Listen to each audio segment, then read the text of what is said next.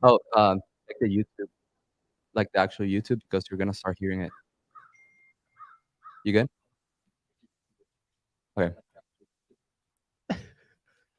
good. All right, He did it. all right. Welcome everybody to episode 37 of the Content Lab podcast. We're joined again by Jake Marconi and Chadwick Berger. So thank you so much for being here. If our mics are not working, I don't know if you remember last time our mics didn't work for the first like 20 seconds. So let us know.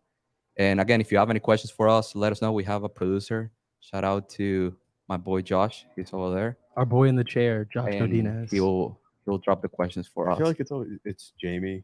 That's the only one. Yeah, but Okay. I'm thinking like Spider-Man. How he has like, there's a guy in the chair that's like, And also have the questions here, Not so familiar enough. I can like double check. But yeah, first of all, thank you guys for being here again. Shout out to HOPO for letting us use their podcast station again. But yeah, first topic I wanted to talk about is pretty much just catching up from last time we were together. We had a long week that it was the HOPO grand Grand opening. opening, yeah. So we're here for 10 days, and Josh was just asking like, hey, if you like, how about you start with like catching up with that? And I think it's a good way to like start the episode because we always talk about like, hey, how do you like adapt to going back home after you've been traveling for a while? And to be honest, that was the one trip that after I came back from those work days, it was long work days for about 10, 11 days, I think it was really hard for me to get back on track with my routine, with my life, just going back home, settling, like doing my morning routine, like going back to the gym. It was tough. And you said like, I mean, you do the same thing with coaching and with Yeah, I mean, everything. I go on the road all the time for multiple weeks. First, I want to say I feel like we're way more comfortable this time, so I'm gonna move a Oh, lot more. I feel Last time I was loosey-goosey, like man. stuck to my Yeah. chair. Yeah, so if I get too comfortable, Carlos, you just let me know. Oh, you're good, bro. No, since I our want you to grand feel opening, comfortable. I'm so comfortable Okay. with you. Chadrick, are you comfortable? I feel like a piece of bucatini, Okay, amazing. just pliable. Like a piece of cacio pepe. Cacio e pepe. Okay, sorry. So, well, let's first say that if anybody's listening has a better name for when the three of us get together, please drop it in the comments because we asked Chat GPT, it had nothing, and then the four of our brains together couldn't come Yeah. up with anything either. So if you have a better name, just go ahead and put it in there. But since the last time that we've seen each other, I've seen Chadrick at least, but I was on the road for a month. I went to Pasadena or Orlando to start, was Orlando, Florida, then Pasadena, California, then Berlin, Germany, and then back to Boston, Rhode Island for a couple of days, to Knoxville for 24 hours, back to Rhode Island for a couple of days, to Connecticut for a day, and then back here to Vermont. Jesus. So I was gone for 3 days shy of a full month. But at this point, I've done that twice, almost 3 times in the last year. So I've gone on the road for a full month. I've gone on the road for 3 straight weeks. And then this was almost a full month as well, with like 2 weeks interspersed at other times. So I travel a lot now. Not as much as some people, but I travel a lot, especially for me. And I have gotten a really good routine of specifically this last trip. So we were going for semifinals, right? So I coached at each semifinal, and the first 2 were pretty intense. One was with Jay, and one was with Katrin. And then the third one was much less intense. I was just with Steve Fawcett, who runs our pro program, and so he needed about nothing but company, which was nice. So there was no kind of pressure there. But we were staying in Airbnbs for all of those trips. So I made my own food. I would get a walk every single morning. When we could train, I would train, and really not letting perfect be the enemy of good. Yep. Right. Like in the past, I could maybe be like, man, if I can't get my full training session in, then I just won't train. Or if I'm not following some type of program or progression, I just won't train. And now I, one, have built some progressions that I can use when I'm on the road, or try to, like, if I know I have something coming up, I won't start any progression. And when I say that, I mean like back squat program or bench program or whatever that I can't keep up with on the road. So I try to do something that I'm going to keep up with, or if I'm not going to do something that's like perfect, I'll just do whatever I can that day. Whereas maybe in the past, I would just not do anything for the sake of it not being exactly what I wanted it to be. So this trip specifically, I walked every day. I ate all my food, cooked most of my food, which isn't always necessary, but it's easy when you're traveling a lot to just always feel like you're on vacation. And if you travel enough, you're not, right? Yeah, for sure. So cooked most of my own food, and then I just stayed with my water. It's really easy to like not drink water, to have a ton of caffeine and let the days bleed really, really long. But you can stay a little more disciplined than you think on these trips if you just, at least for me, if I like make a point to have one coffee or caffeine drink a day, I'm not super sensitive to it.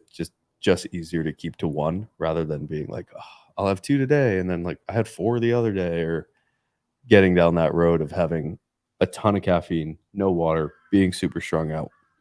So coming back was an easier adjustment this time because I never really left my full routine behind. But definitely coming back and like jumping back into training those first couple of days are Yeah. tough. I don't know about you, Chadrick, but for me, I just haven't figured out how to like at least create that like little routine that he's talking about when we're shooting either semifinals, the games, whatever. I feel like I could have time to at least go for a walk or to cook breakfast or something, but I just never do it. Like I haven't found a way that I can like just do something like that. And I don't know like if any creators out there like you found a way to like do it, like put in the comments. But dude, every time I come back after a trip, I'm sick. It takes me like 4 days to get back into like a normal routine, and I struggle really hard. Yeah, I mean, with that, I feel like since the first time we went to Knoxville with Jake, that's when I was like kind of finding a way to get a routine of things, because it was the same thing. It's like I'd come home and then like 3 or 4 days go and you're like, I'm just dead. I'm not going to do anything. So now like the first day I get somewhere, I have groceries either already ready or I order them right when I get there.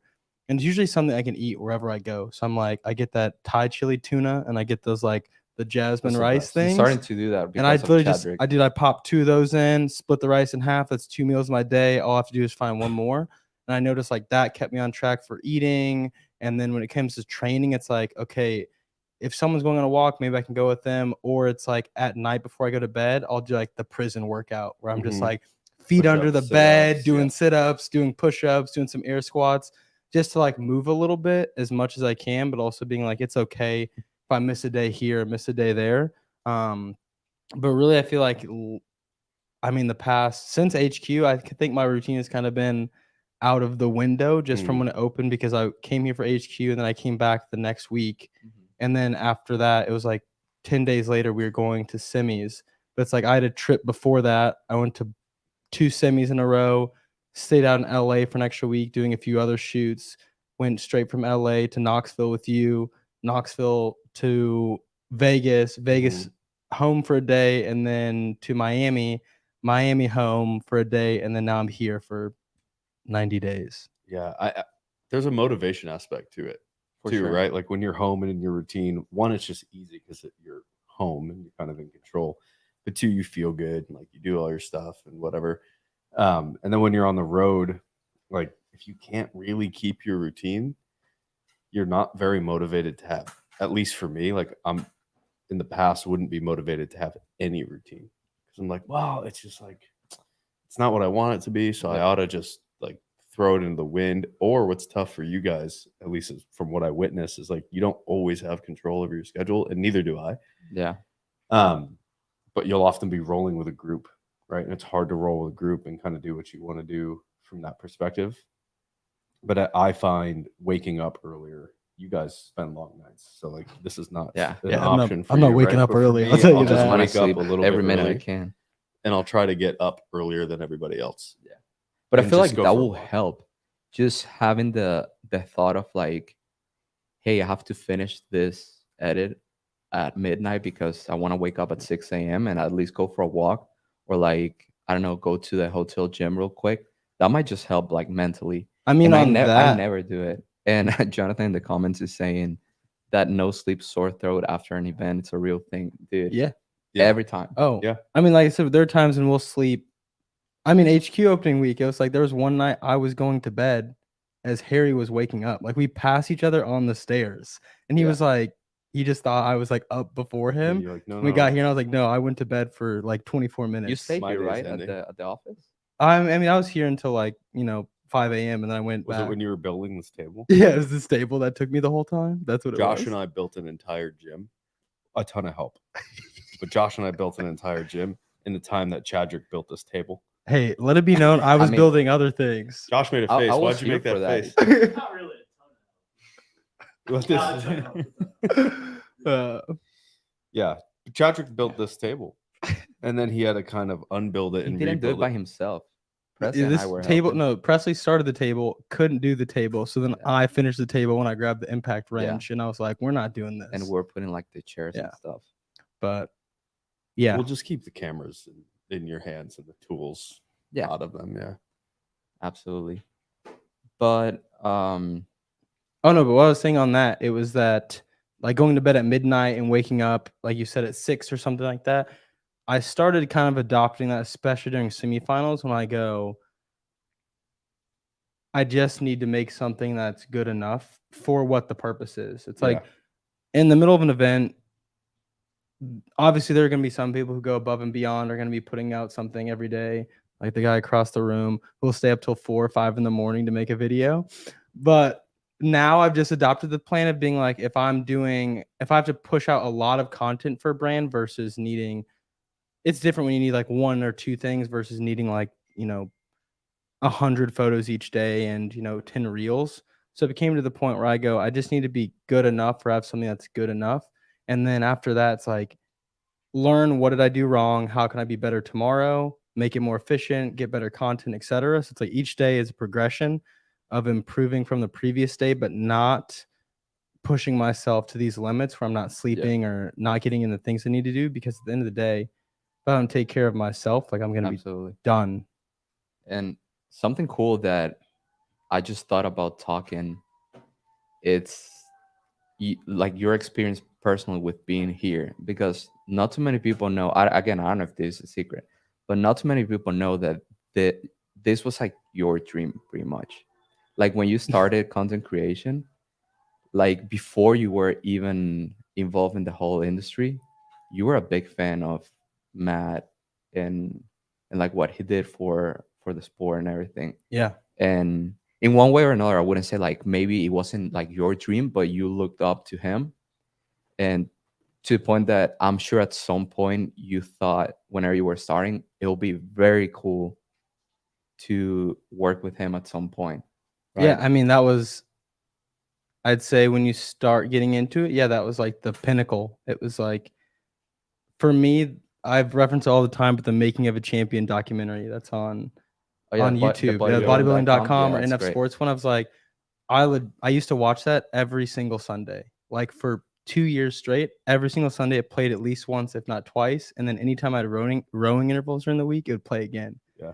So it's like I was watching it 2 or 3 times a week, the same documentary over and over again, just because it would like keep me locked into whatever I needed to do. And it was like background noise to the point where if I hear small bits and pieces, I go, it can help me improve on things, not just be like The Office is in the background and maybe I catch a joke. It was like, no, I'll hear something. It's like, okay, this can push me to keep going. But yeah, that was like, I mean, Yeah. that was the pinnacle for me. I mean, that's who I've looked up to. That's who I modeled a lot of things after. I mean, like most people absolutely in the CrossFit space. And the funny thing is that I feel like I've been in similar situations. Obviously, I've looked up to Matt, but different athletes as well. I mean, like Rich would be the Absolutely. equivalent for you.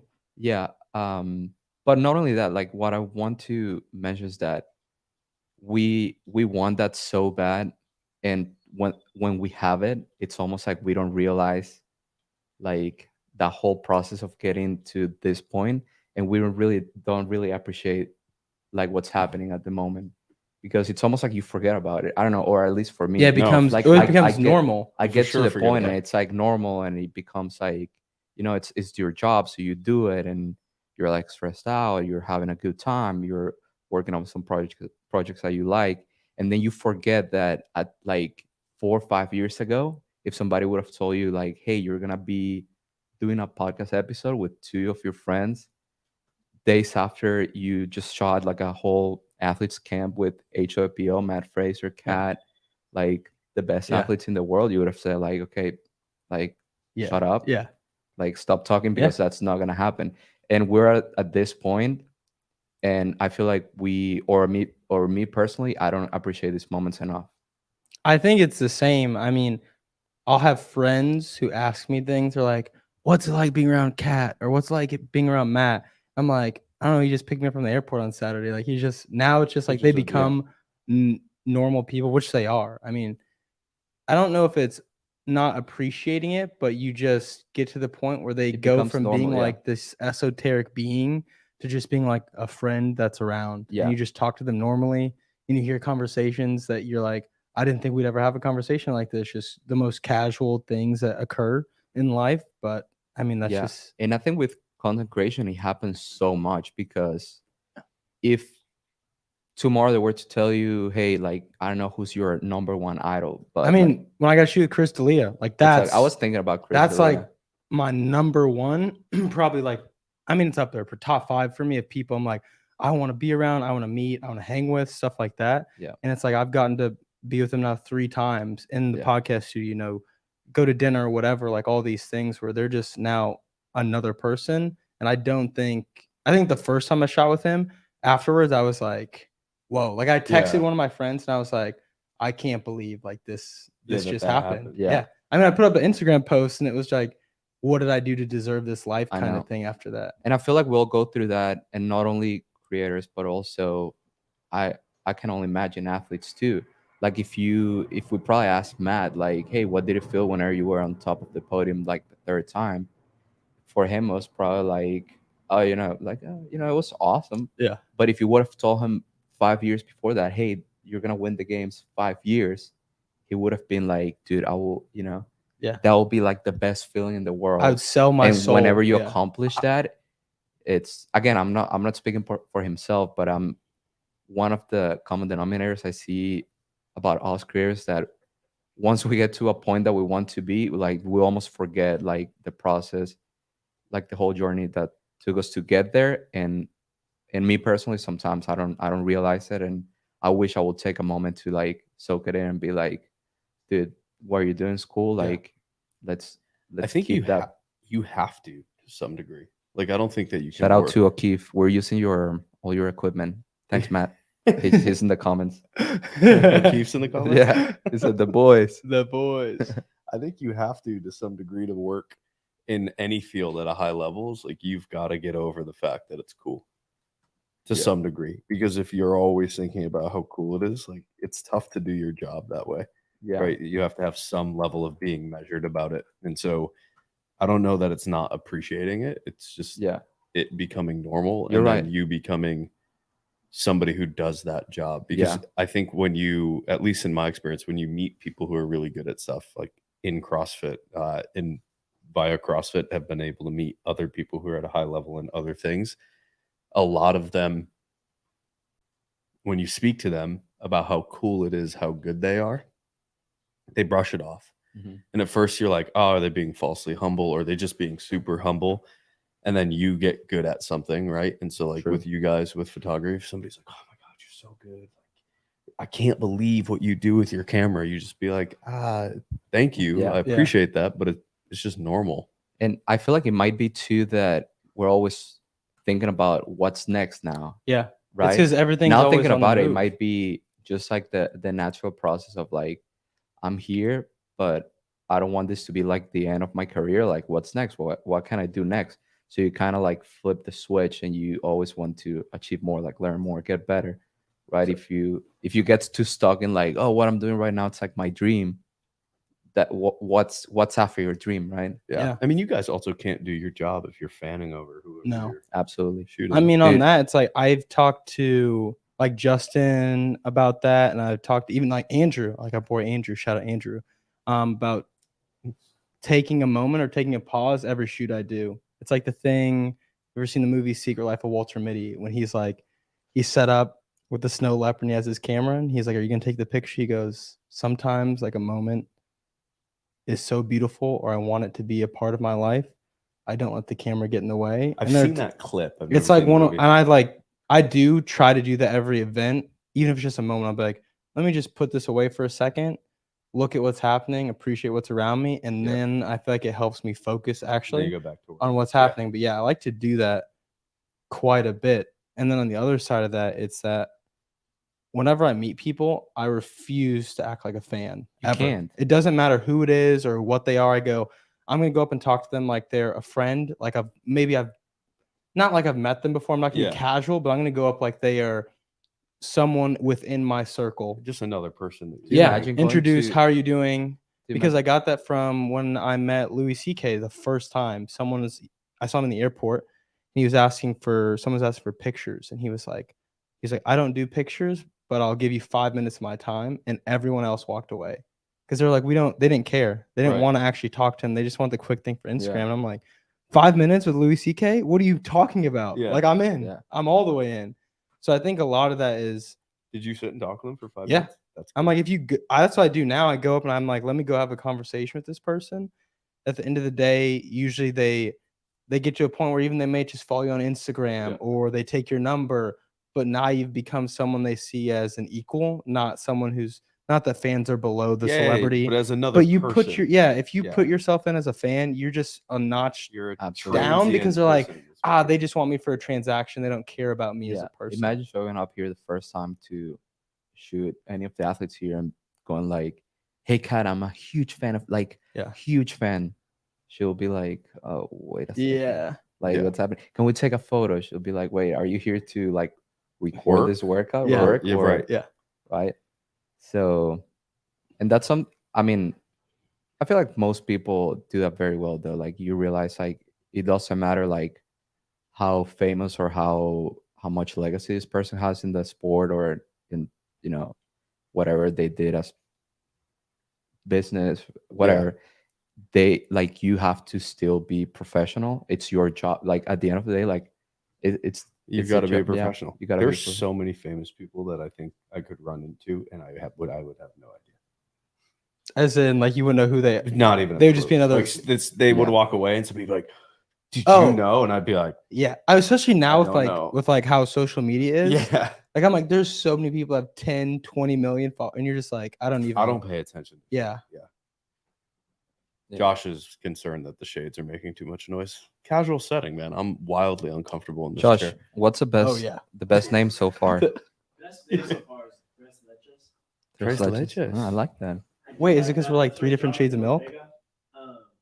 Three Wise Men, We Three Kings, Splash Bros the Splash Bozos by Andrew Peardo. Dang, I'm shouting out Andrew then. Yeah. If you call me a Yeah, bozo. bozos. Unshouting out Andrew. Unbelievable. Snap, Crackle, Pop. Can we do Who's keep an eye? each? Keep What? an eye? Nah. What's the next one? Oh, there's a good question here, Chadrick. Out of like this year, what's your favorite work travel memory? Work So far. travel memory. Yeah. Ooh, don't know. We cannot talk about any of that. What? Work that's not travel what I meant. memory. It's work travel memory. Question by Josh, by the way. Shout out Josh. That was a Josh question. Yeah. Wow, Josh. Okay, well, can I speak to Josh directly? Is that allowed right here? No, just talk I'm to just us. think we curious. should talk to him. I'm He's- curious yeah, what dude, he he's means right by there. in favorite work travel memory, like favorite person I've shot for, favorite time I've just been like I'm Literally- enjoying life. Dude, that was an open-ended question. Okay, You well, I'm guys gonna are answer it however you myself like. then. All right, I'm talking out loud, speaking through this. I'm glad we got there. My favorite memory was honestly just taking the extra week after Pasadena and hanging out in LA. Obviously, I had other shoots I did when I was out there, but it was the first time I felt like I took my own vacation, solo vacation, and enjoyed life. Because the shoots I were doing didn't have a time limit. It was like, one was for Porsche, so it was just like whenever. It was just like they gave me a car and I just was like, I'm here for 6 days. I can shoot it on Friday or I can shoot today on Monday. So it was just like I enjoyed life for 6 days. I went to the Comedy Store every night, saw a bunch of my like comedian friends that I worked with. So I got to go there. Went to like a bunch of Michelin star restaurants. Like that was probably one of the peak weeks of like my life was that week. Just taking a break after I'd been working for what felt like 7 weeks straight, like on the road, to being like, okay, I can still just hang out and see some friends and Is that question only for Chadrick, or can we share? No, ours? we can share. I was gonna share something, and I know I talked about this. I don't know if it was like in a conversation with friends or the pod, but I've been purposely trying to have a good time at every Hey, travel. we talked about this Was that on the last. pod? No, it was last night, It was right last before night. dinner. Well, Yeah. yes, but I think I mentioned it in one Oh. of the episodes. But yeah, last night we were talking about that Shut too. up. Yeah, shut up, My bro. bad, well, My bad, my Call bad. me out, dude. No, and last night we were talking about that. We went to a nice restaurant. We had good Yeah. food. It was like three of Well, hey, us. don't tell them yet. That's gonna be my memory. Okay, well, Oh, stop well. talking, stop talking. Okay, so We let go me Pasadena with our. absolutely. So I was gonna just say that Pasadena, we went to this Peruvian and Italian restaurant. Italian restaurant was the first night. Yeah, with PC and the Pubs and Rachel Yep. from Tier, and it was just a good time. And I've been trying to do that every trip because I don't want it to be 100% work that I'm just gonna go there, take the photos, edit, like kill myself, and then repeat, repeat, repeat. I want it to be like a good experience too. That I'm gonna be, learning something new, and at the same time, I'm gonna be spending time with friends, and that will just keep it more fun. Yeah. Right. I don't think that you should like fully invest your time and energy that week into what you like your Only job. work. No. Only I work. agree. I mean, 'Cause I you're said, gonna I said burn from out. now on, I want to do that. Like, if it doesn't just, it used to just be like the Sunday night after, everyone goes to the after party or people go out to a big dinner. And I go, I want to do it. If it's a 4-day event, 3 nights Yeah. Yeah. or at It's least so 2. easy to just I'm see like, the yeah, venue and the hotel. yeah. It's just like Saturday night we did it. And then Sunday night we did it again. But Saturday Yeah. night I go, this was the most fun I had at an event was in Pasadena in Yeah. a long time Yeah. because it was just like 4 friends. And then the next night it was like we had Ben was there and so was Oh yeah, Ben and Frank. Frank. Yeah, Frank Frank was was there there. So too. then it became like now it's a bigger group and you're just Yeah, hanging out with it's friends, so eating good nice. food, and just like enjoying life while you're working. It's like a little separation Yeah. that like And it's keeps funny me that going. you mentioned your trip to LA right after Pasadena because if I have to choose one week that I remember right now that I had like a lot of fun will be right after Pasadena when I went to San Diego. Yeah. I went to San Diego to shoot with Tier for a Mhm. couple of days, but in between I had an off day. So off day Monday, shoot Tuesday, off day Wednesday, Thursday, off Saturday, shoot. And those days, I tried to make the most out of it. I was already in California, Yeah. so I spent a lot of time by myself, just going to like I don't know. I went to Encinitas to the beach. Yeah. And it was freaking awesome, just spending time with myself. Then I saw a couple of friends I haven't seen for years, hung out with them, stuff like that. So it just keeps it fun and it keeps you like looking forward to the next trip instead of being like, oh gosh, like I'm gonna work all the time. Yeah. Again, this is all keeping in mind that you're getting the job done. I'm not Yeah. saying Yes, that and that you're gonna go, get a couple of cocktails and then you have to go back and edit for another 4 hours because obviously your your work quality is gonna decrease. I actually started doing now before trips happen. I'll like plan. I'm Mm. like, okay, I'm there Thursday, Friday, Saturday. Okay, I know there's 3 restaurants I want to hit. I know there's 2 gyms I want to see, and I know I want to go do this thing. And I go, Mhm. how can I fit it in? I'm like, okay, well, this night, I can do dinners here. That place open for lunch, go there. I want to go to this park, sweet. I'll do that on Saturday because it ends a day early, stuff like that. So now I'm like making a vacation in the middle of like my work trips. Yeah. And now I always stay an extra day or 2 to one wrap things up so I'm not having to worry about it when I get back, but 2 just like have myself a nice day, treat myself a little bit, and it becomes I got that from like Anthony Tom. He was like, if you go on a work trip and you want to go somewhere else that's close by there, make it a cheap vacation. He's like, if you want to go to the Dominican, wait till next time you're in Miami. Right. He was like, all of a sudden, someone's paying for your flight there, someone's paying for your flight home. You just have to take this, hour Detour. flight to Dominican, there and back, come back, and now you've had the cheapest vacation versus doing it across the country. Right. How about you? You mentioned something about I last have night. 2. One, I spent a week in Berlin with Steve, which was a ton of fun. Oh, Like, I bet it was. just nothing crazy happened. It was just fun hanging out. And Berlin's really cool. And then this is low hanging fruit, but last night was a lot of fun. We went to a local restaurant here that I've been wanting to try since I moved here. It's a very nice restaurant. It's what we call a celebration restaurant. You go Celebration there for restaurant. Things. We weren't celebrating anything, but we got a bunch of cocktails at What do you at a mean? new We're bar. celebrating friendship, bro. Oh my god! We're celebrating Yeah. friendship. Yeah. Good We were on times. the I don't know same if I can page. finish the memory. I'm gonna That's right. Go good. And we made Chadrick order. That's Carlos's favorite thing to do. I mean, It's I a don't- lot of will- fun. I like I what don't he Carlos ordered. I was. helped, We for get the at the. record. He did help because I know Jake can get a little picky sometimes. So I was like, let's run this by I'm him. not picky per se.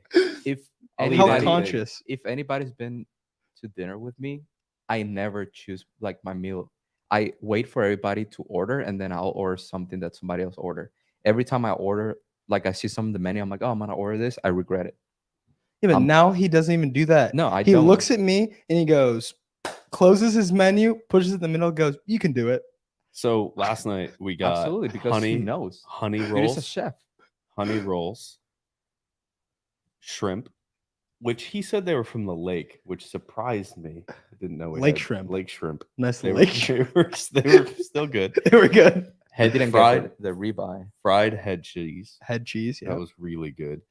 And then 2 ounces of cheddar with 2 ounces of cheddar, with which the was good. dude. With the Little- rhubarb, the and the strawberry little rhubarb, maple the hazelnut, and crackers? the maple coated crackers. Yeah. And then they had 4 entrees on the menu. You see And why I so let we him got choose? He gets All excited about it. 4 entrees. We got the zucchini, the See me right bone-in now? pork chop, the hanger steak, and the bass, And the bass. and a side of polenta. Yep. And then we finished with a carrot cake Ice cream cream sandwich. There we go, and a panna cotta. It was great. Dude, It had was ourselves awesome. a had It was ourselves a ton of night fun, yeah. Yeah. And it wasn't it. even that expensive. No. Like all things considered, Yeah. it was not that for what we expensive. ordered. Yeah, We did not it get the was- ribeye like Carlos wanted, but It was great. it's Yeah. great. No, but I mean, it was honestly perfect. But yeah, I just let Chadrick choose. Dude, he's a chef. Like he knows what he's doing. I'm like, order. I trust you. Just make sure Yeah. there's enough food for everybody. Yeah, that was one of my favorite Vermont memories, for Yeah, sure. let's hands go. down. Absolutely. Yeah. We'll walk back. Does Josh have any questions for us? Yeah, no, actually, he dropped me a good question too. He said, all of you guys are over 25 years old. Quarter life crisis. Yep. Or none of us are in our 30s for now. I'm getting really close. Knocking on the door. But his question is, correct me if I'm wrong, Josh. You said, what would you tell your younger self about like just in general advice? Early 20s, or you're just kind of starting out. Like I feel like all of you guys have been on this path now for a while. You guys are media, Jacob coaching. What have you learned? Like you go back and talk to yourself at 20, 21, Oh, what are you man. telling yourself? Dude, I might cry. Jeez. You saw that? Yeah. You saw that in my eyes? I would tell myself that my timeline is off. Yeah. My timeline was off. So I was like wildly disciplined. Not wildly, other people are this disciplined. I was very disciplined and like very focused from 18 to 23 on CrossFit and competing. And I was super happy. Had a ton of fun. Didn't do a lot outside of the gym or school, which was fine. It worked. I got burnt out, but it wasn't necessarily a one-to-one because I wasn't doing anything. I would just go back and be like, hey, man, 10 years of your 20s is a lot longer than you think that it is. It's also a lot shorter, but it's a lot shorter in the way that you need to be enjoying it the whole time. And it's a lot longer in the way that like your timeline on the successes that you want to have, you should probably push it out a little bit. It's not going to happen that quickly. It doesn't mean not to be aggressive in pursuing it, but like your time horizon needs to be more thought out and longer. Love that. Yeah, that's what I would tell myself. But I'm gonna go second because I know Chadrick has something deep to I say. don't think I do. No? It just like brought up a lot of emotion. So this is what I will tell my younger self. There is always, I mean, it's kind of weird to say that it's never too late because I'm only 29, but I found my passion or like a skill that I had late that I never knew I had it.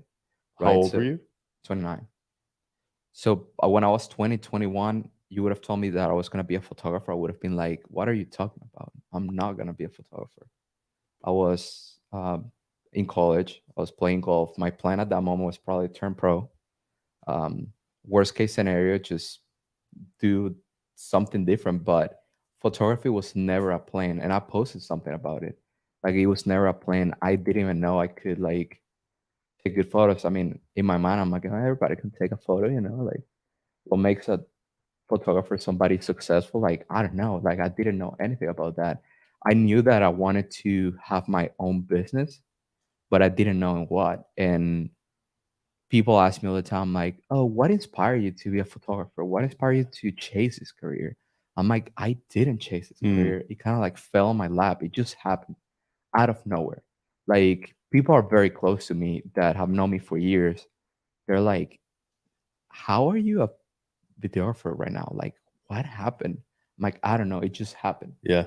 And it's weird to say, and I always wish like I had a really cool story, like, oh, it was my dream. No, like it happened.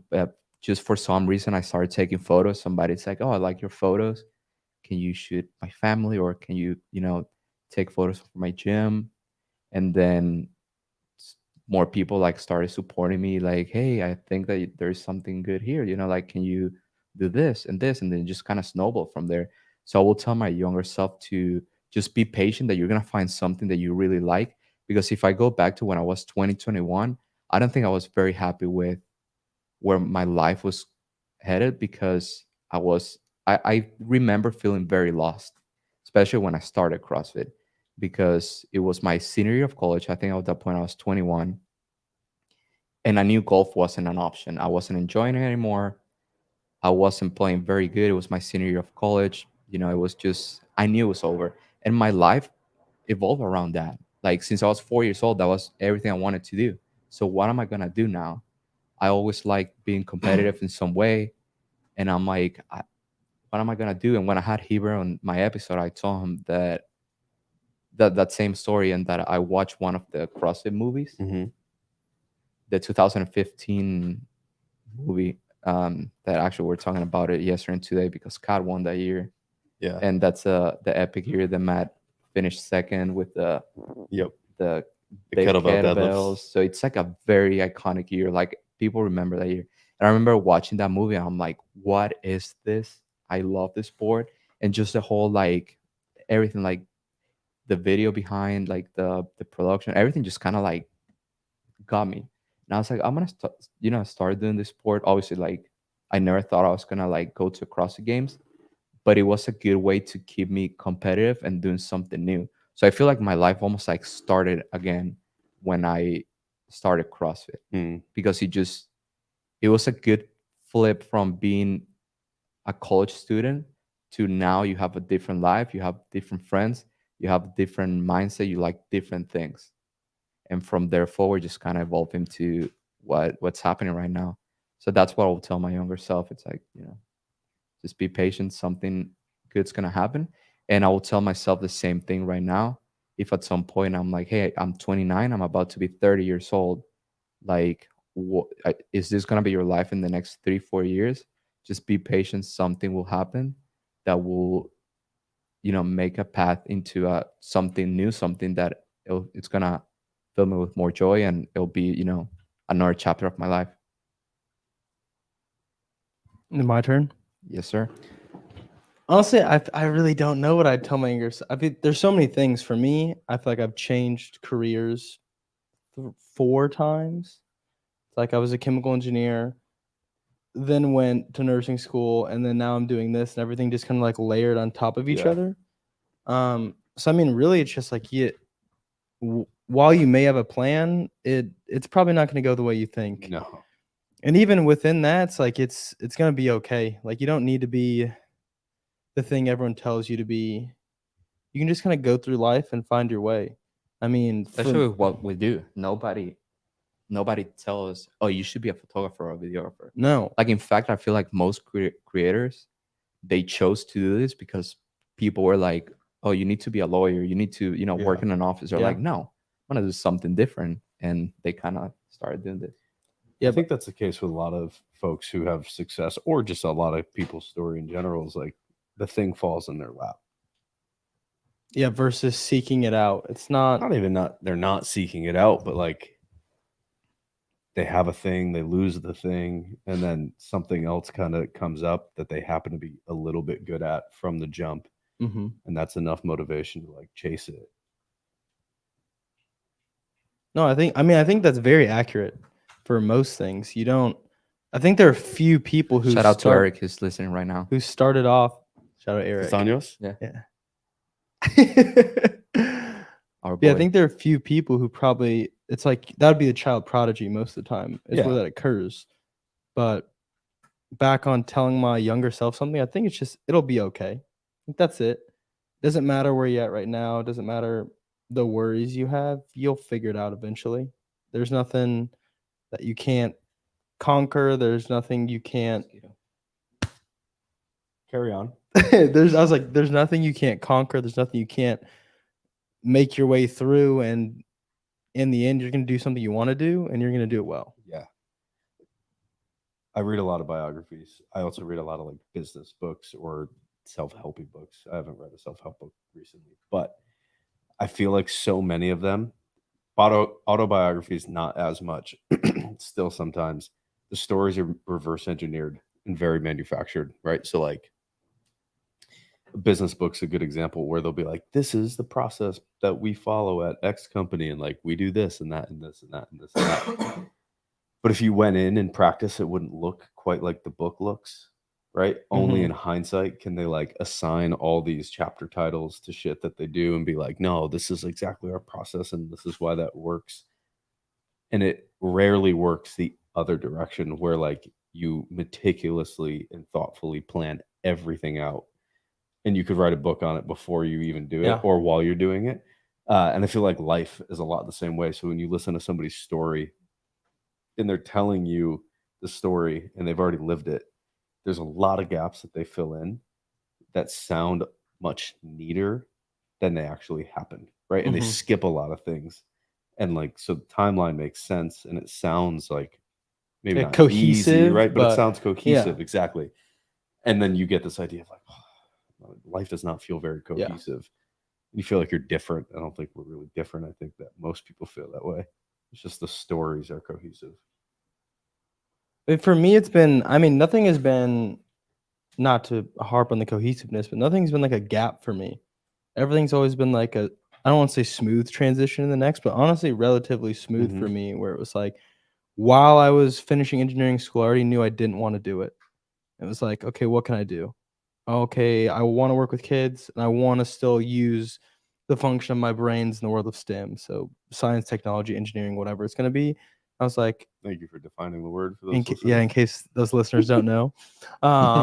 So it's like, what can get me there? And then that's where I found that. And then from there, it was just, again, I think we already went over how I got started in CrossFit, so I don't need to go over that, or photography. But it's like that transition happened while I was in there. And the same thing for like my meal prep company. It started because a lady at my gym was getting ready to order food. And I was like, their food is trash. I was like, I'll cook. Her name's Jen. Shout out Jen Ward, Valley Oak Steaks.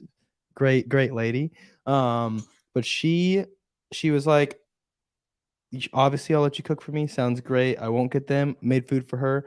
The next day she like shouted out on her Facebook page, and it was like, I already had like 20 clients. Facebook. Yeah. 20 clients off of day one, just because she was like, and it wasn't even supposed to be that. I was just cooking for a friend. Yeah. And I just wanted to do that. And I was like, I don't think I can do this, because there wasn't a plan. It wasn't anything thought out. And then all of a sudden it's like, you know, the sky's the limit on that at this point. It's still kind of there, but yeah, it just things overlap. And from there it became photography, and I was nursing, doing the meal prep company and the photography all at one time. And I was just like, I can't do all three. And that overlap came to where You've I'm at done a right lot now.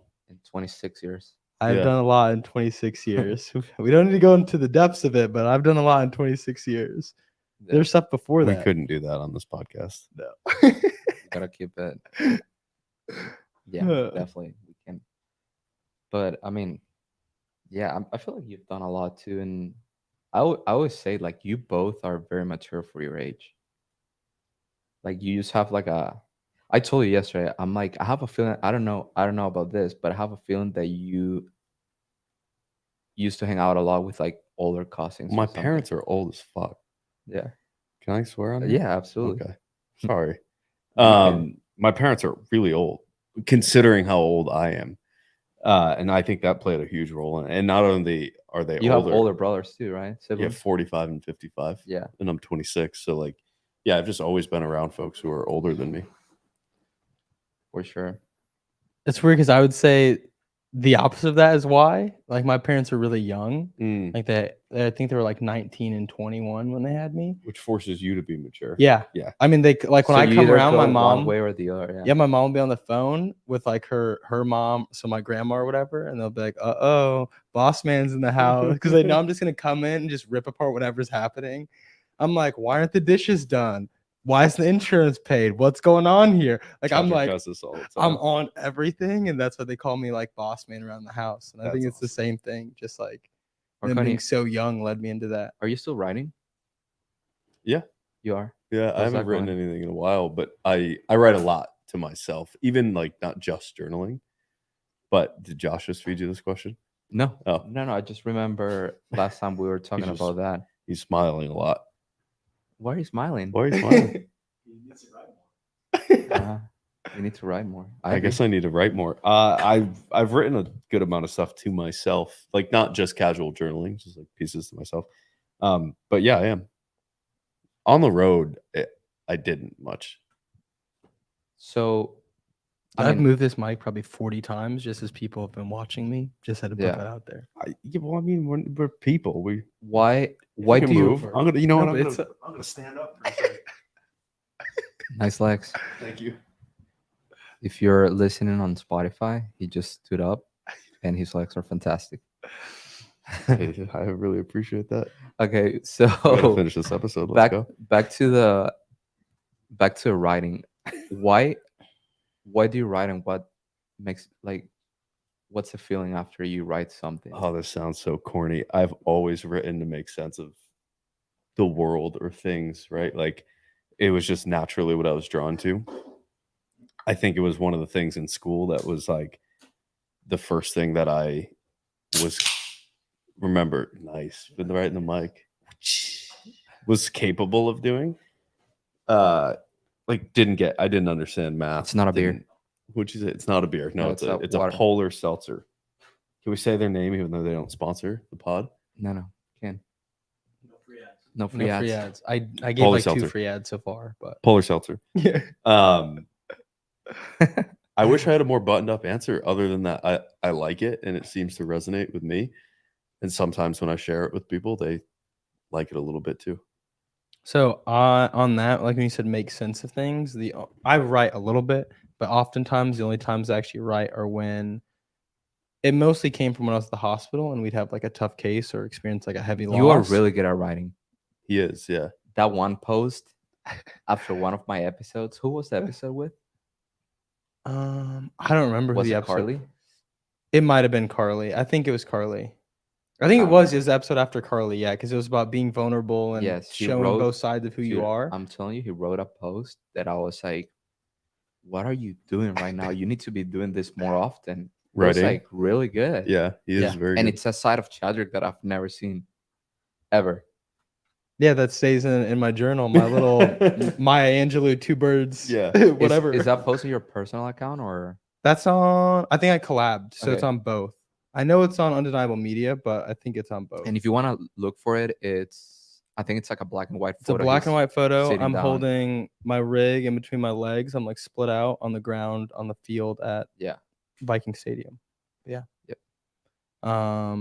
Yeah, that's when I write, it's to like kind of wrap my head around the things that I feel like most people don't experience, which is like, I mean, everyone experiences loss, but like at the gauge or clip that I was, just because of the When you're nature of working my at the job. hospital. Yeah, it's just like all the time. So that's usually when I take time to really like think through things, because it's heavy times. It's Yeah. so funny that I again, I was young. I wouldn't say make fun, but I thought it was very dumb when people would be like, "Oh, I wake up every morning and journal." I'm like, why? First, I think 2 reasons why I was thinking that. One, it was because there was a couple Josh of is years. frustratingly fast with these things. Carry on. Sorry. What happened? He sent you're us the checking post. that, yeah. One, because there was a couple of years that it was like very like popular to say like, oh, I wake up every morning and I journal, I write my thoughts, things that I'm grateful for, and all this like personalities were saying that, and I was like, oh, give me a break, like come on, like. Yeah. And the older I get, the more I like realize like why and how good it makes you feel, and it's not only about like writing stuff. It's kind of like just putting again. I'm huge into the law of attraction Hmm. and just writing things that you're grateful for and things that you want in your life, things that you know you want to create around you, the people you want to have around you, just writing them down and thinking about it, being grateful about moments and stuff. It just brings a lot of good energy to your life. Again, I don't know how Yeah. into this you guys are, but I always say like I think one of the reasons why uh, I consider myself I'm a happy person. I'm pretty grateful of like things that are happening around me right now in the past 2 years, and I think it's because I bring a lot of good energy, a lot of positive energy around me in my alone time, and that just makes me feel good.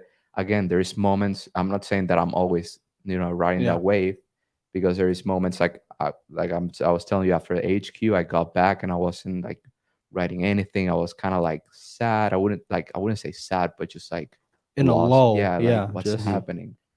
So you're never riding that wave, but every time I go back to like the basics of like focus on things that you're grateful for, like things that you want to accomplish in your life, like set up our high. Like yeah. it doesn't matter if you don't get there, you're gonna get close to it. That's this. I and mean, it's like and shoot you're for the still, stars and hope you land on the moon. yeah.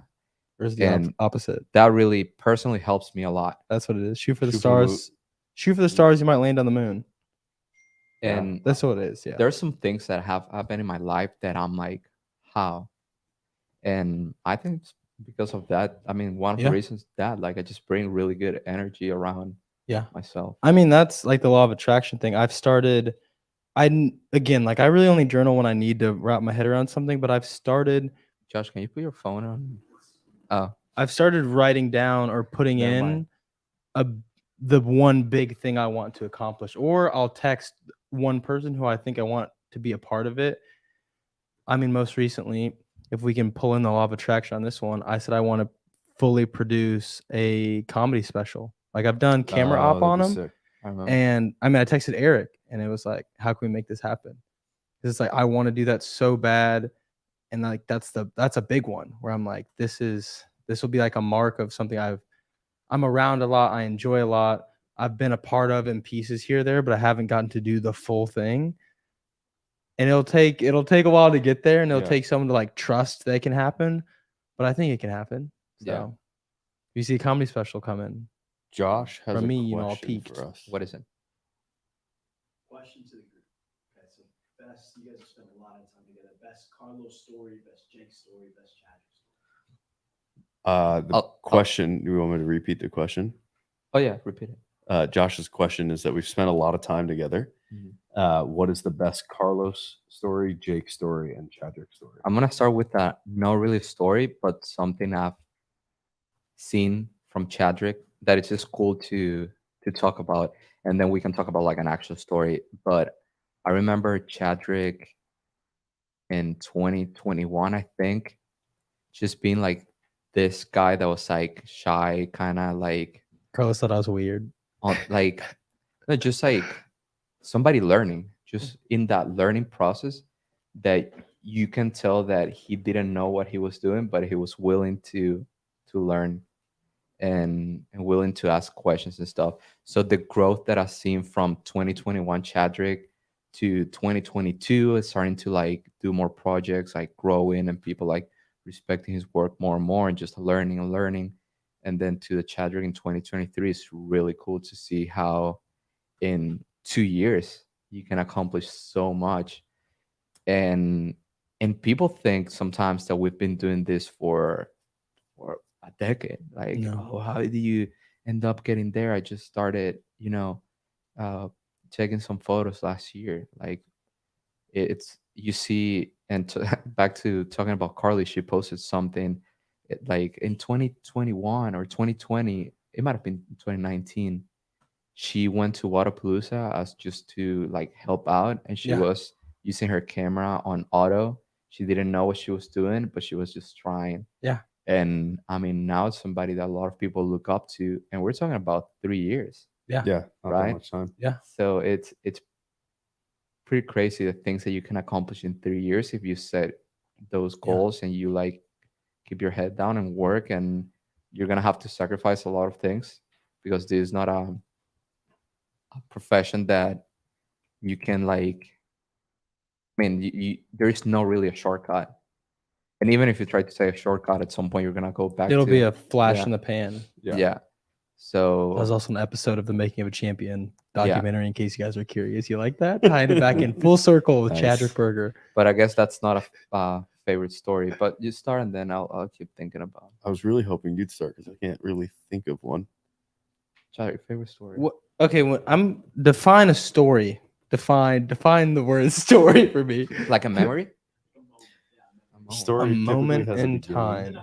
middle, and end.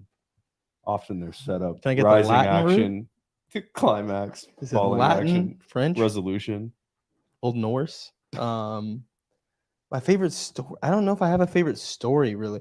I mean, really, I feel like favorite story with Carlos would just be at the Arnold, because that was the first time we like spent a lot of time together in a small space, Mm. and I feel like that was the first. I feel like that was a jump period when it went from being like we're around each other, we know each other, whatever, to being like, oh no, we're actually like friends now. Yeah. Like that was like a jump to being like if he calls me, I'll answer the phone. Like if I answer the phone for someone, listen. Big. Yeah, it's big. So a he texts story you back. is an account of imaginary or real people and events told. Did he for just read the entertainment. definition? Wait, what? Say it again? A story is an account of imaginary or real Oh. people and events told for entertainment. My favorite story by far, now that I'm thinking about it, is at the Arnold. Since you were talking about the Arnold, we went to. So two of my good friends from back home were there. One of them was working for Go Rock, and the other one was coaching a weightlifter. And there was the comeback of John Jones. So it was like this big fight. So we went to this bar. My friend Brandon, he called me. He's like, "Hey, what are you guys doing? It's 6 p.m. Do you guys want to grab something to eat?" Like, I just sat down at a bar. They're saying that they're not giving tables to anybody, but I'm trying to convince the server. I'm like, they're not giving. I was confused about the whole thing. I'm like, why? It's a bar. We get there. It's just a normal bar, like literally bar that you will go Yeah. right now. And the lady's like, yeah. And then somehow Brendan, like, please, we're just gonna sit down, eat something. Okay, cool. They sit us down. So we're just eating. Everything's fine. We wait for the fights. I'm telling you, it was like 8 p.m. The lights go. Normal bar restaurant. The lights go off. Then they turn on. And it's a club.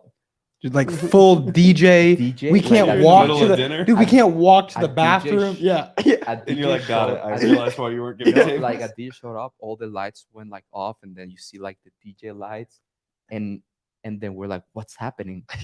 Literally 5 minutes after, we go to the bathroom and we see the We rain waited in people. line for how long for Yeah, the we bathroom? see the- 15 minutes We for see the the rain men's. people, like the owner of Rain and the Butter Bros. Yeah. Everybody that was there, they had a table with like bottles, like literally like a club. Yeah. They're like, where are you guys sitting? We're like, we're at a table. Or they're like, do you guys get a table?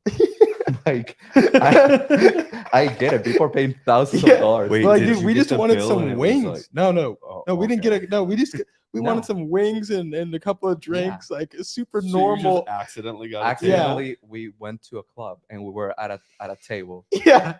That's And awesome. then obviously we are, a few beers, and the fights start happening. And my friend Brandon's on DraftKings. He's like, oh, let's put some money here. So we Oh, put you told me 250. about Yeah, this. yeah. We put $500. So at one point, I think we started like easy. We put like $150. Yeah, it'd be like Yes. $40 a person, $50 and a person, we then it put just it in like a super like underdog, one of Yeah. the female like fighters, and the $200, the return was like 2,500. yeah. And we're like, what's happening? Yeah, like, we're just like that's how our night but it was like is it was like starting almost off. impossible for her to win, and Yeah. she Right. won it. So we're like, what's happening? And then we're like putting money together, and we're like, okay, what are we gonna do with this John Jones fight? And long story short, we put $5,000. Everybody on the table, it was 4 of us. We had $5,000 in John Jones, and he won. So it was Oh, epic. we went We went when he won. Running. Like, we You guys started went running. running. How much did you make? I mean, It the was- return was like It was good because he Yeah. was the underdog. It paid. It was no, like but at the end, he the odds switched. He when I wasn't there. bet those plus Oh, yeah. 116 or something 120. But and then I just remember Chadrick. I've never seen him that happy. He was like singing the song that was playing, like Dude. jumping, and he put a hole in this couch. Okay, we didn't need to include that. Yeah, dude, I got so excited. I just like flung a leg and my foot went straight through a couch. Just like What? Yeah. Yeah. At the club? At the club, kicked a hole straight through a couch. You know, I And was dude- pumped. I just made a $2,000, $2,500 bet and hit it. Yeah, That is. Yeah. but Plus okay. the group bet. Plus the group bet. I was My feeling favorite- good. But we don't condone betting. Yeah. Or No, we don't. drinking. 1-800 bets off. Or drinks. 1-800 bets off. But that's my favorite, by far, my favorite memory about Chadrick. And to top that off, my friend Brandon is this like ex-military, like hardcore dude. He doesn't like anybody. I'm telling you, like, you need to like really get to know him for him to like give you confidence and like start acting like he's your friend. Dude, the week after, he's the owner of the gym I go to. He's like asking about Chadrick every day. Like, dude, I love that dude. That dude, like, I want to hang out with him again. Send me a He- nice and DM. Yeah. Send me a Wow. DM. Yeah, message me, send me a nice He's DM. like my boy and stuff. I'm like, what's happening here? Like, Chadrick just became boys with Brendan, and Brendan's like, he doesn't like anybody. So this tells you about like how much fun Chadrick is. Yeah, you are fun. My It's a favorite good Chadrick time. memory is we separate flights. We both took separate flights from Knoxville to Arizona because we were going to Eric's birthday party. So it was Josh, Chadrick, and I. Josh and I flew on this.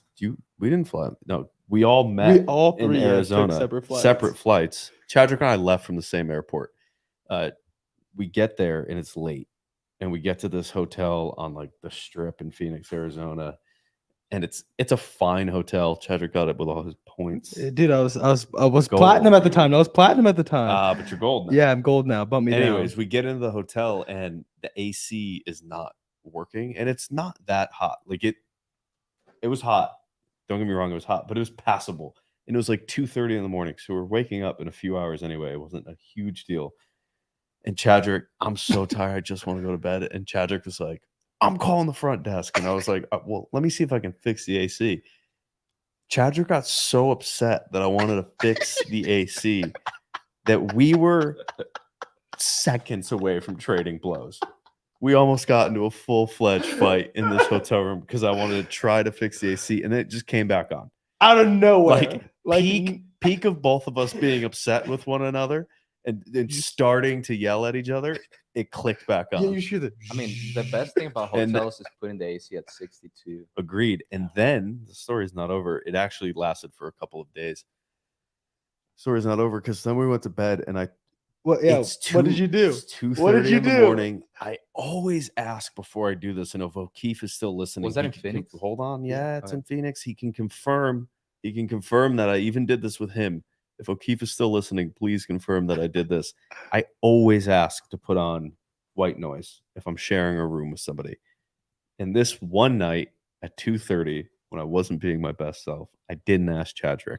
And Chadrick has this thing where he doesn't say anything. So if you put on white noise and I wasn't down for it, I'd be like, hey, man, that's crazy. You should have asked. And that's exactly how he felt. But he didn't let this come out until like 2 days later when he was like, you're an asshole. You just put on white noise. You didn't even I ask. said I felt disrespected. Why He didn't you felt- say I said I felt anything? this because I knew he was just trying to go to bed. But in my head, all he had to do was say, "Hey, do you mind if I turn on some white noise?" And I So would he have said thought yes. I was making a statement. Yeah, that like I'm the that- big dog. that- I'm that Jake he's not shit Marconi. and I do whatever I want, which Yeah. is not at all. I just forgot to ask because I I was feel dog like everybody that does that, they don't ask. Dude, just I've blared shared- it. I was like, I've shared a room with Josh. I've asked. It might be a thing that they just say, I'm gonna do I it. asked you at the games when we shared a room the first time. Look at him. He doesn't even know. Like countless times I've been rooming with people and they're like, okay, good night. I'm like, what's happening here? Is that a 737? really accurate. Yeah, like what's going on? Are we at the airport? Okay, well, the first night I didn't ask you because I was asleep when you got there. You can talk. You're not in the silent box over there. Yeah. Dude. No, well, the white noise had a I was using lady's Spotify, voice. not Bedtime Fan well, for it had this a lady's particular. voice after it. And so in the middle of the night, I didn't know what you were doing. So it was just white. I was like, okay. And then there was this lady's voice that came on. I was like, this concludes your white noise. Just like, and you're asleep. And Which you're I slept snoring, right You're like, and I "Ooh, was really nice." nervous, and so I was like, oh my god, I thought someone was there. You know what would be really cool? If everybody that's listening right now, you like the YouTube video, the whatever's happening right now, and subscribe. That would be really cool. Oh, that would. I mean, that would be Yeah, very That cool. would be awesome. Where can they follow you guys? Solid transition. No, that's at the end. We're not done yet. We're not done. Do we have any questions? Do we have People- any fun people things? say Did you O'Keefe need- confirm? I asked them. Josh, why don't we have that mic by you?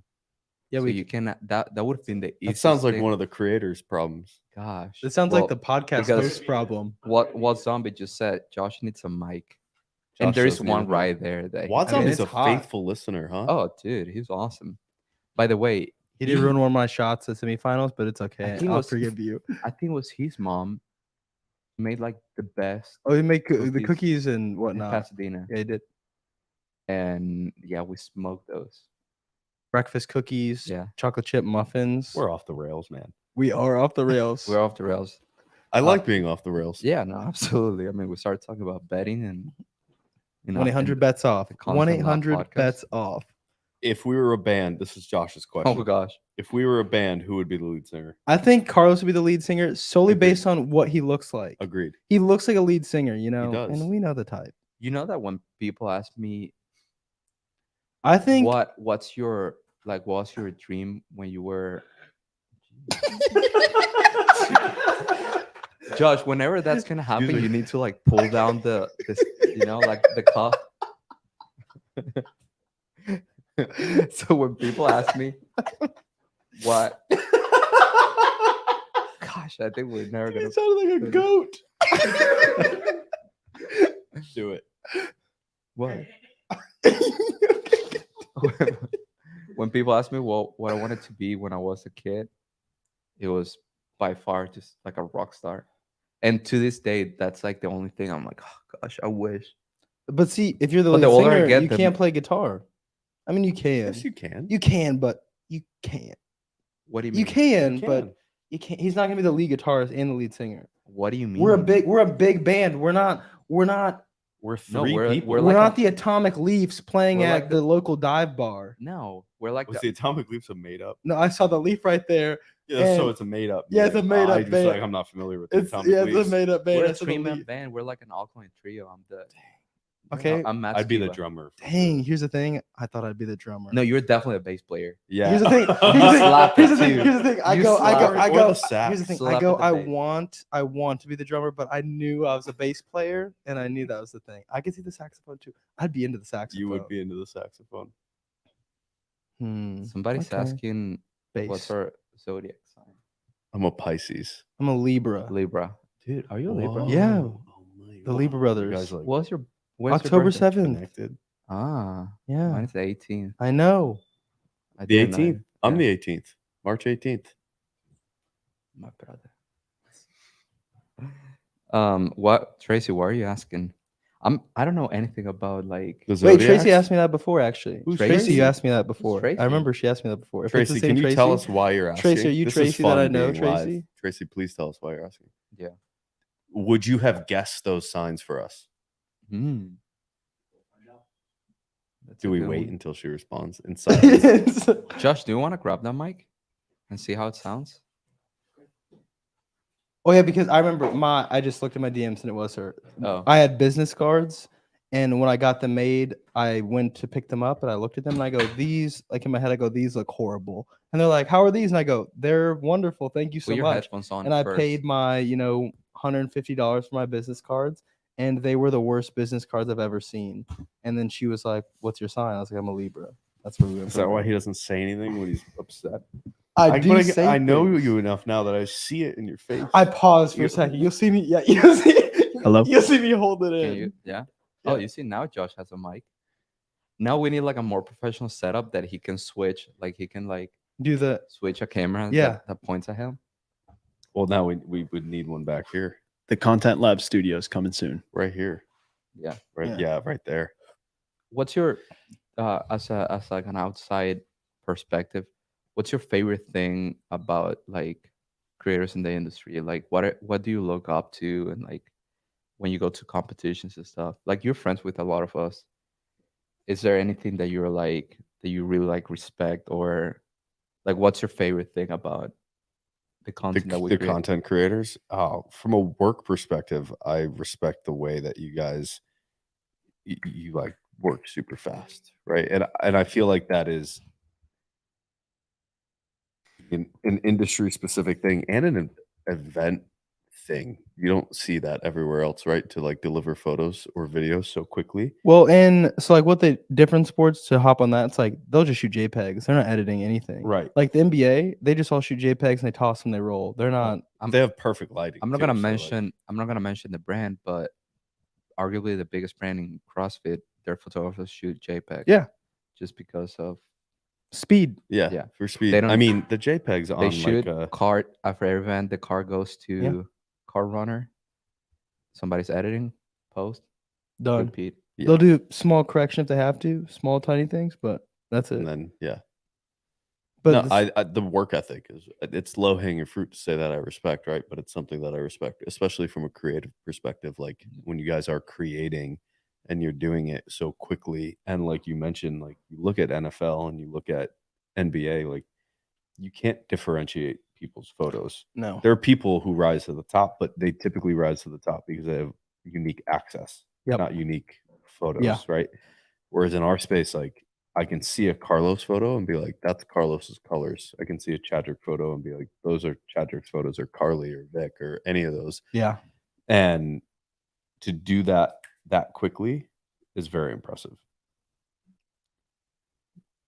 That's Yeah, I cool. mean it is very true, because when you do look at other sports, I mean some, again, it's like it is like access dependent, where you're like, oh, I know this person is the team photographer who can go wherever, and you're like, okay, so obviously that's who's shooting this photo.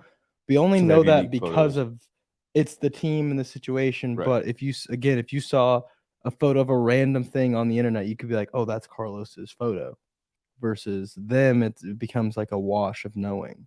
I think what's interesting, I follow a lot of, so I have a separate page where I just follow creatives on it. And it's just for me to like do that. And so I can go somewhere where I can specifically just look at that. It's the page that you post your camera I stuff, don't really photos? post on it anymore. I Okay. post any photos I take on my main page, but At Jake's takes a shot. I have it just for following other people. And there's a lot of photographers that I follow, both their professional and their personal pages. I don't think that's him. That was outside. No, that was me. This thing's falling. It is falling. I was trying to fix it. I'm sorry. There you go. Anyways, I just hold follow on. both their personal and professional pages. And what's interesting, this is just a kind of side thing, is that they will have, like, say it's an NBA photographer, they will have like their NBA page and it is Getty images, right? It's like Yeah. super clean, super stock, super standard. And then they have a page that say it's like street photography, and that is where it's wildly creative. Yeah. Do you guys have anything like that where you're like, I do some creative stuff that is totally different from what I shoot for fitness? I think every branding video I do is very different, because it's so Yeah. it doesn't. I mean, there are times in fitness where things need to be like super sharp or things need to look a certain way. It's like I can't add in like diffusion or do weird lighting techniques, especially when you can take time to break things down and light things the way you want, compose things the way you want. It becomes so different. Like if you saw a wedding film I make, or a video for like the plastic surgery clinic I just did, it's like it looks nothing like What you do. yeah, like you see like the base of it, but everything else you're like, oh, it doesn't look like that. Yeah.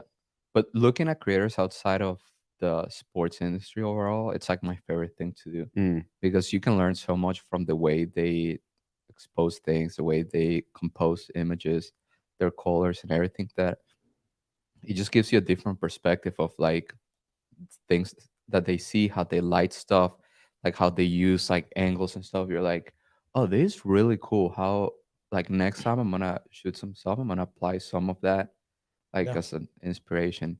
I'd say like You've- 90% of my feed now isn't CrossFit or fitness. Yeah. Yeah. It's And we were whatever. talking about that yesterday, that some creators in the industry are more in the artistic side of things and some are more in the traditional side. And again, at the end of the day, it's about what you like and what what you your enjoy. client Yeah. needs also. What Yeah. yeah. Because I mean, to be honest, the things that you do for, and when I do stuff for HOBO2, they look completely different to the stuff that I do Yeah. for myself, just because you got to follow a brand, you got to follow some guidelines, Yeah. which, it's a part of the job, and we're here for that brand. They're hiring us to shoot their stuff, so you gotta adapt to it. Do you have They- any desire? No, Sorry. go ahead. Do you have any desire either? I actually know this one about you. Do you, Carlos, have any desire to shoot something more long form and like professionally lit? Not that you don't professionally light, but something either narrative or like documentary outside of the fitness space? Yeah, I was in the um Coffee Pots and Watts podcast not too long ago, and he asked me something like that, like what's something you like to do? And yes and no. The no part of it is because for some reason, I've never been too into the big production commercial stuff. Mhm. Mm-hmm. Like if, like a big commercial with productions, gaffers, PAs, Yep. lighting people, DP. And for some reason, it's not like my passion. But I would definitely be like something that it will be a good goal would be to do like a long form documentary type of Mhm. deal that I can travel places, more like I mean, it could be like a man job thing, just traveling with like a light and a couple of lights, just your equipment, and kind of like documenting. I mean, it can be like a musician or something, or like a tour or something like Yeah. that. That would be dope. I just don't know why I've never felt like the passion to be involved in like big production stuff with a lot of people around you. Yeah. I would love to work on a documentary. I mean, yeah, same. I think it also depends on like what role you are and how things are done, because obviously if you're a DP versus just like a camera operator, like a first AC, it's like maybe you're just sitting there pulling focus all day and you're like, okay, this is Yeah, not I more what meant I'm in. like a project that's Yeah. yours. Yeah. And Yeah, if it's yours, then it's very different. yeah, I was gonna say that, and at the same time, I'm saying that right now. Maybe in 3 years, I'm gonna be DPing some stuff, and it's gonna be my new passion. It's like Yeah. it's something that I haven't really dived into, but right now, on top of my mind, I'm not very interested, and it could be because of that. Because I know that if at this moment I'm DPing any big projects, it's not mine. You know what I Yeah. mean? Like it's not my idea, it's not my vision, stuff If like you're that. DPing So, it though, like isn't that where you get to control most things? Like you're not the one operating well, the yes, camera, but it can be, like somebody's writing the script, like Yeah. a Yeah. production companies, they're just hiring you to, operate the camera or something like Yeah. that.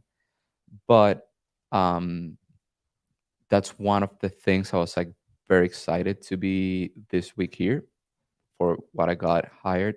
I cannot talk too much about it because it's not released yet, but they kind of gave me like, like they trust my vision of like what I wanted to create with Some creative freedom on it. it's some- like there are some creative parameters story. and guidelines, obviously, but like yes, there's room in guidelines. there Hey, we want you to do this, but we had two meetings before this week. We talked about everything. I gave them my vision of what I wanted it to look like, and they're like, obviously they adapted some things to make it more on brand, but they gave me a lot of creative freedom, and I mean, obviously I don't know what's gonna look like because I just finished shooting everything today, but these are the kind of projects that just like I That feel like attract you. passion. Yeah. Yeah. Yeah, I mean, I feel like anytime you get to tell a full story is just more attractive than providing a snippet into the smallest piece of like a weekend or a day. Mhm. Like when you get to take time to break it down and show this is how a person is, this is how they think, this is what goes into so much of their life, you just feel more like attached to the project. I mean, like that's why I always say the line of like For sure. like evoke emotion. Like you get to do that in something long form a lot easier than you can in a reel or a photo. Um, when you have, even 8 minutes, 5 minutes, 8 minutes, Yeah. 16, whatever, 30, an hour. It's like the things you can dive into can really showcase who a person is. Like you can go all the way back and you can have their parents, you can have, partners, children, you could have everyone that's been a part of their life, a part of this longer form piece. And now everyone gets to see, oh, they're not just this thing. There's more to them. So Yeah. that's why I really And like. somebody earlier in the comments, I forgot who it was, at the beginning of the episode, they asked about brands caring more for reels than like really good photography. And it can be frustrating at some point, but back to what we're talking about brands, like at the end of the day, you gotta do what's best for the brand, Mhm. and you gotta adapt to what's happening right now. Like if the trend is the reels and that's what gets more engagement, that what at the end of the day it's going to result in more return on investment, that's what you have to do. And I was talking to Hero and Mars about the whole AI thing, because we're talking about like, have you seen the new Photoshop like fill that you select, hey, I want Chadwick to have 4 arms, and they just make it perfect, like Yep. with one click. And I look same like thing with General like Grievous out there. editing videos. Like we were talking about, like, you're probably in 5 years from now, you're gonna drop all the footage and be like, hey, I mean, I want a narrative story about Chadrick winning the CrossFit Games, and they're gonna edit the whole Yeah. thing in like 10 minutes. And I was like, Mars, do you think we're gonna like lose our, like, I wouldn't say lose our jobs, but do you think the industry is gonna be it'll less change, viable? but you always need an And operator. Heber said, you just gotta adapt. Mm. Yeah. And it's true, like that, like if when you stop adapting, evolving, learning, that's when you're gonna lose it. And I mean, if you think about like more in the business side of it, Blockbuster and stuff like that, the what's the little red thing that you rent, Red box. red box, Yeah. stuff like that, it's just they didn't want to adapt, like, Yeah. and thinking that traditional was better. At the end of the day, like if you don't follow the trends, like you're not gonna survive. No. And I mean, with that, it's like I talked about that with Nick, the producer of like The Fighter and the Kid and Golden Hour, and back in the day, like this past weekend. And he was like, they'll use the AI cutter, like they just started throwing it in here and there. And he goes, the same thing. He was like, isn't that going to take away jobs? And he was like, in the end, it just means we can do more work and do it faster. So it doesn't, he goes, now instead of it taking me 10 hours to do 2 podcasts, I can just do 10 podcasts in an hour, and then I can go work on all the other things I need to work on. So he goes, it just makes us more efficient, but it doesn't take away jobs or add jobs. It just makes it more adaptable Yeah, to it the changes. environment around us. Can you read the question that Tracy just asked? So Tracy asked, going back to noticing how other creatives express their style, do you see that reflected in the other visual art or anything else other than their visual art, like maybe how they write or how they speak? That would be an example. That Yes. reminded Yes. me of, gosh, I'm blanking out on who I had in the last episode, but I think we're talking about that. And I said something that I think that creatives are a lot more emotionally involved in like different things, not only your art and your job, but also like it can be your friendship and your personal relationships and all that. And I think one of the reasons why is because us as storytellers, we get to spend time with people, also like obviously tell a story, but we get to see a side of them that not everybody knows. So they're sharing a lot with you, you're sharing a lot with them. And just overall, somebody that's very creative, they have that like artistic side that they're like emotionally involved. And like, I don't know, oh, it was Frank, I think I was talking to Frank about, Cruz, yeah, Task Force Media Group. that's Have where you read The Creative Act? I haven't. So in the book, he talks about tuning in, which is essentially just paying attention to like whatever it is that you're doing, right? So we're in the CrossFit space, among others. But when you're tuned in, like you notice shifts in the trends of like the style of clothes, of brands Mhm. coming in, of like the emotion of the sport, right? And he talks about people who are creative being more emotional and tuned in Oh, really? because Yeah. that's what you have to be to I agree. create. Yeah. You have to be. Yeah. Like if you don't feel it, if you don't feel the project, if you don't connect with the person, with whoever's the talent and the shoot, like you're never gonna get the most out of it. I don't know if you No. saw when I was doing the interviews, I had a list of questions. After the first question, I turned my phone off and I just started like Riffing freestyling on it, yeah. because I feel like if I read a question, I'm never gonna be connecting with the No. athlete, No. and they're always gonna feel like, oh, it's script, Yeah. right? Like, how do you feel about this? So I turn it off, and then I start talking like we are in a conversation. I'm like, hey, Kat, so I remember that you missed the games in 2013, then blah, blah, blah. And then you came back to back and you won it 2 times. And then when you say that to somebody, they're like, oh, we are like, It's a this is, conversation. there's something happening here. Yeah. They did their research. They understand Yep. my emotions. They understand where I'm coming from. I have more to tell. Yeah. Same thing with Matt. When I was doing the same thing with Matt today, I started telling him things that I'm sure he was like, how do you know about this? How do you remember that?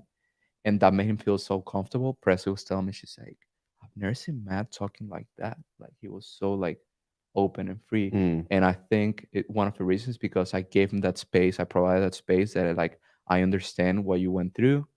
Like I remember that, and you can share that with me. yeah. I think it's, I mean, to throw into another like creator content stuff, I go, when you look at interviews, like Sean Evans does that, like on Hot Ones.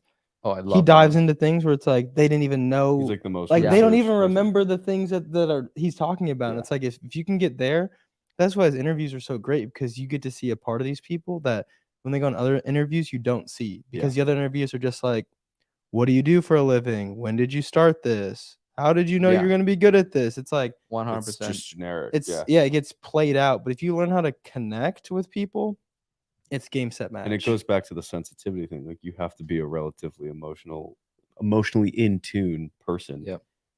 to be thoughtful enough to try to connect with somebody else. And some interviewers, like you listen to them and you're like, you have Yeah. nothing there. And I do the same thing with the podcast. I know, I mean, there is a lot of people that prepare their questions, and there's nothing wrong about it. It's that's just the way they want to do it. But I try not to even talk to the person before, like when we sign. Like I always tell them, hey, 5 minutes before we go live, let's check the audio, and then we have a, like, hey, how are you doing today? Awesome. And then we start talking a little bit leading up to the time, and we can quickly get into a conversation. And I stop and I'm like, hey, I love this, but let's wait until we're live because there's Yeah. something cool here. And then we just start talking, right? I don't want it to be an interview per se. Like I want it to be more of a conversation. People learn from them. And going back to like creatives that like can like inspire you in some way. I think it was 2 years ago. I was following Rich at the registration thing, taking photos, and Torin Simpson. I had him on the pod. I think it was one of the first 15 episodes. He works with Hamilton Mhm. Road Productions, so they do the interviews right for the movie and stuff. And he's like, "Hey, Rich, let's go upstairs. I want to like ask you some questions." And then I was like, "Should I go?" And then I was like, "I'm gonna go just to learn, to see what like how he does things because it's somebody that's very successful in what he does. Like he's really good at it." And I swear, like the way he like that you could feel like his energy and like his power on the interview that Rich felt comfortable. He was asking about like Rich legacy and all that, like the question, like the conversation that we're having. I was Mhm. like, dude, this is sick. And I talked to him about that, and he's like, I'm glad you noticed. What I try to a lot is to listen. You gotta listen to what they're saying and try to find the way they feel at that moment and try what you say, like almost like feeling tune, right? Yeah. Like you gotta know where they're at and try to dive into that. Like if they're starting to feel like a little bit like emotionally connected to a story, almost like You have to to the run point with it. that Yeah. they might start getting deep and they could cry. Let's go there with the questions I'm gonna ask to a point that it's gonna make you feel good and it's gonna make you feel comfortable answering all these questions, and that's when you're gonna get the most out of that person. That's episode 16, by the way. Okay. I was close. One of the first That was- 15 that was episodes. close. Did I mean, on that, you I had say- Dude, something? what a great producer. He is He is a good. great producer. I say that a lot though I say that to my clients on like discovery calls. I'll say, my goal is to give you a product that you love, but my goal, first of all, is to make you feel like you're important to me and to everyone else around. I go, while it's not ideal, if I have to miss a shot to make you feel more comfortable, I'll miss the shot. Right. And I do that all the time.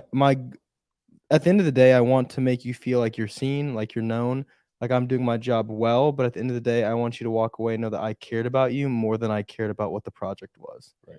If I can show that I care about you, then most of the time, that's when I get people who repeat, who want things more often.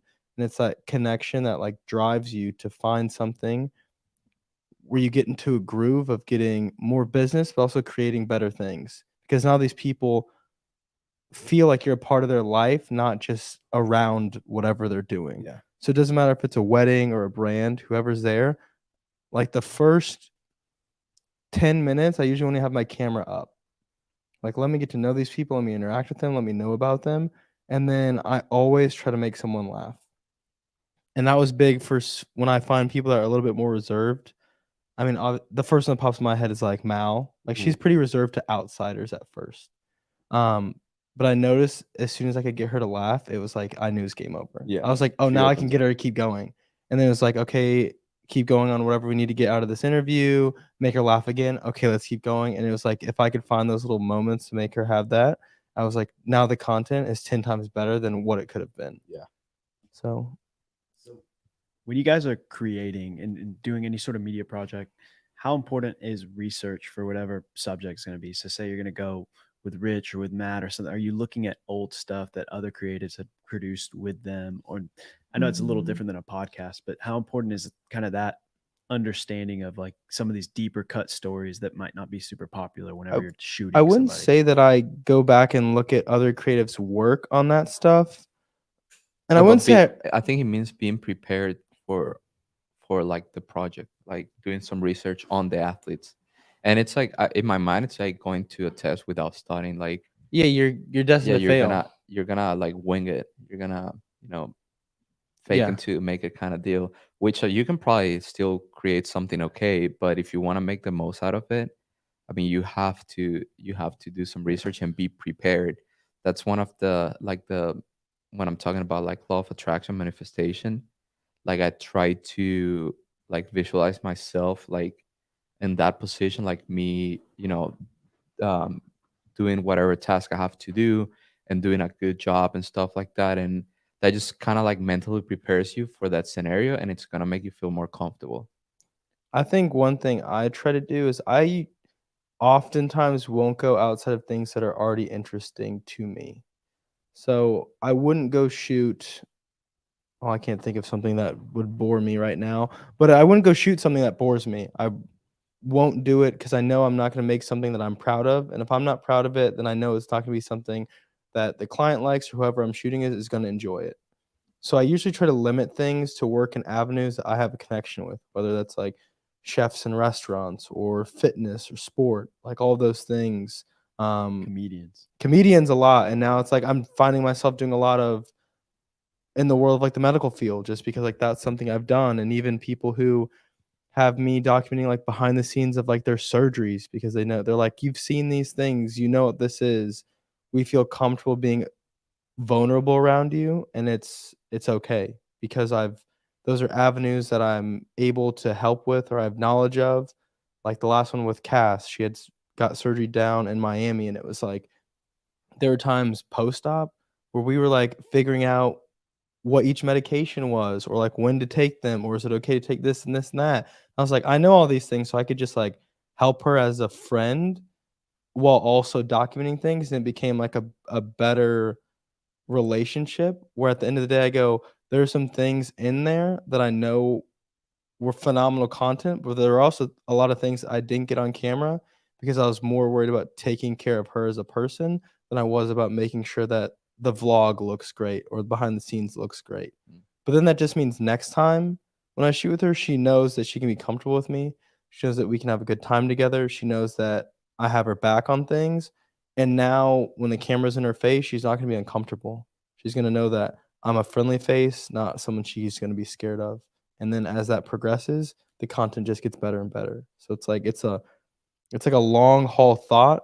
And sometimes if your client or brand isn't invested in the progression of the future, you may miss out on that because the first one may not be the best because of like how I go about gaining the trust or gaining the confidence. But when we get to 2, 3, 4 and on, that's when it's like we're sailing. And you can talk about it in your perspective because you have the camera in front of you quite a bit. I mean, every HWPO YouTube video, you're a part of it, right? Yeah. You're a face of the brand, obviously. And do you feel that a lot? Do you feel like whenever you have somebody like obviously Eric and Chadrick like around you, like asking you questions, like that connection that you're like, oh, okay, it's just like me talking For to a sure. friend. Yeah. There's a lot of instances in the last 2.5, 3 years that I've had a camera in my face for something, and it makes a big difference with who is behind it. And it's not even necessarily that how I speak will be differently, right? So like if kind of outside media is putting a camera in, I'll sound different. Like if you go listen to an Yeah. interview that I'm in, my voice will probably sound a little bit different because I'm being a little bit more guarded, but I'll also just sound like a little more boring and generic and like buttoned up and like there's nothing there for anybody to grab and be like, what Yep. do you mean by this? Like I try to be pretty clear. With you guys, when the camera's there, it feels much more like we're hanging out. And so that'll For be a sure. much more open experience. And there's different styles too. Like there's certain people who will just be like, hey, so da da da da da. And sometimes that actually works like Yeah. for the setting when you're just like, oh, whatever, we're having a conversation. And they just put it up and like you keep talking. Yeah. And then there's people who will put it up, address it, be like, hey, I'm going to put this camera up and ask you a question. And that feels a little different. There's so many different styles. Yeah, and you see just him you here. saying that like Yeah. threw me in a loop on like how I do it, how other Mhm. people do it. I Yep. don't like to break a conversation. Yeah. I won't be like us talking and be like, no, I'm like, we're gonna finish this conversation and then then we'll get the camera and be like, okay, I need to get something past this. Yeah. But whatever we have, I'm like, I want to live in the moment I'm in and not It have really to. depends for me. Like I've Yeah. had Yeah. people just pull the camera up, which is nice. Yeah. Because I'm like, oh, there was no start. Yeah, Yeah, you're in That's it. the on the weird spot. part It is, about it a is. camera being Yeah. put in your face is the beginning. Yeah. Mhm. Like And once I- you're talking, it's fine. It's Yeah. when that camera comes up first. You where see you're it a like, lot on uh. like for example, Craig Rich was here today, and he's one of those that he'll like put the camera on you and like That's who I ask was you a thinking question. of when I said that. Yeah. And I think for what he does is like it's really good because he gets the real you, like the first expression. You're Yeah. like, oh yeah, like this, you know. And then you have different styles. Like I'm thinking about the Butter Bros or Zach Talander. Like, is that his last name? That's right. Yeah, that's right. Okay. They all have like different styles, and see, like it's just interesting to see how everybody like works in that aspect, and they're all three pretty successful YouTube um celebrities. What do you Yeah. call them? Personality. Personalities. There we That's go. the word I was looking Yeah. for. Personality. All right, boys. So let's see. Any questions? Do we have any How hot pressing how long questions? have we been doing this for? Like an hour? We're Hour and a an half. hour, 38 minutes in. Oh wow. Wow. Yeah. We got to wrap. Yeah. Let's Gotta wrap it. But before we wrap it, what's next for you, Chag? I'm here for 3 months, so this is the long haul. The games is like our next big thing. I do have a couple things in between there. Vlogs for Cass G Fit, and then a few other small projects, but mostly here, sticking in Vermont, hanging out with the HWPO crew. How about you? Green Mountains. Jake? I'm here until the games. I'm second shooting a wedding. But I'm here until the Nice. games. And then after that, we have a bit of travel coming up. Travel or trouble? After the games, travel. Okay. Yeah. But just the games is the next big thing. Awesome. Well, thank you both for once again being a part of one of the episodes. It's really fun. I like it because it breaks the like it's not all about like content creation. Like Mm. we can talk about like life and laugh and stuff. So it's cool. I mean, I think people also appreciate just not always talking about like the same thing. So yeah, but definitely every time I'm in town, we have to do this. It's like, Yeah, you I'm know, in. hopefully maybe at some point we have somebody else in that as the fourth, or maybe we keep it as a 3-man band. The Boys And Part 3 coming have in guests. We could run one. Madison. We could run one at the games if we had time. yeah, Oh, we and could. shout out to Josh again for Producer being a Josh. great producer. PJ. But yeah, everybody listening again, thank you so much. Episode 37. I think next one should be probably next week. But yeah, make sure you like and subscribe. Again, YouTube channel is growing. If you like it, just share it with your friends and help grow the channel. Again, I take zero financial benefits from this, not because I don't want to, it's just because it's not making money. So everything that What if you he could? He would if he everything could. that you see right now, it's free. So if you could help and share it, like I mean, that would be pretty cool. Great. So I appreciate it. And if you, Chadrick, where can they find you? At Undeniable Media, or my personal page is at Chadrick. And Jake, how about you? At Jake Marconi. Amazing. Make sure you send them a DM telling them you listened to the episode, and that's it. All right. Follow the @Content Lab podcast. Dude, what a great producer. All right, Josh, if you can click the end live, peace out.